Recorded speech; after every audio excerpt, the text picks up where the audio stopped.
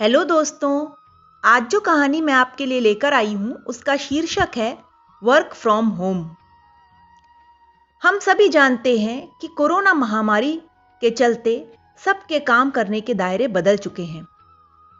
इसी समस्या को उजागर करने वाली आज की मेरी कहानी है वर्क फ्रॉम होम।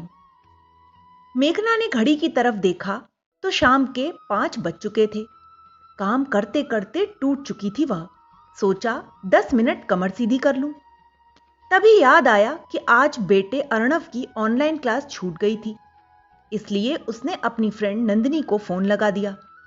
नंदिनी के फोन उठाते ही मेघना बोली, सॉरी यार, तुझे बार बार परेशान करती हूँ। आज मीटिंग थी इसलिए अर्णव का पहला पीरियड मिस हो गया। प्लीज क्लास वर्क भेज देना। नंदिनी की बेटी रिया और अर्णव एक ही क्लास में हैं, इसलिए पढ़ाई को लेकर ऐसा आदान प्रदान होता रहता है।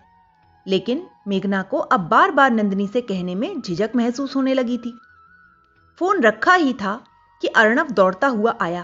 मम्मा, दादा ने चाय बनाने के लिए कहा है। मेघना किचन में गई कि अर्णव भी पहुंच गया।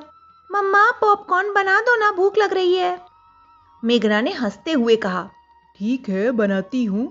तभी पति आकाश बोले, 1 कप कॉफी बना दो प्लीज। मेघना को पता था किचन में घुसना मतलब आधे घंटे का ब्रेक। ससुर जी को फीकी चाय और आकाश को कॉफी देने के बाद उसने अपने और सासू मां के लिए अदरक तुलसी की चाय बनाई और छानते हुए अर्णव से पूछा, बेटा दादी कहाँ हैं? अर्णव ने बताया, छत पर हैं, टहल रही हैं। मेघना ने चाय के कप ट्रे में रखे और सीढ़ियां चढ़ने लगी। तभी उसके कानों में बाजू वाली शर्मा आंटी की आवाज पड़ी। वे पूछ रही थीं, आजकल आकाश और मेघना तो दिखाई ही नहीं देते।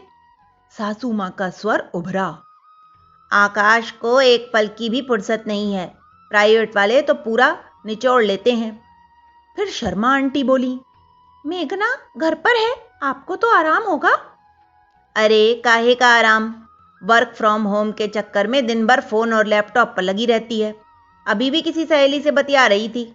काम तो मुझे ही करना पड़ता है।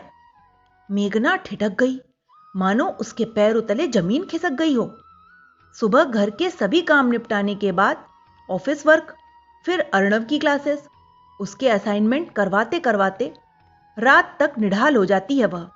शर्मा आंटी की आवाज से उसकी तंद्रा भंग हुई।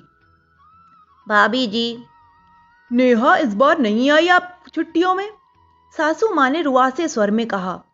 अरे बेचारी नेहा भी फंसी हुई है, ऑनलाइन क्लासेस और दिन भर घर के कामों में।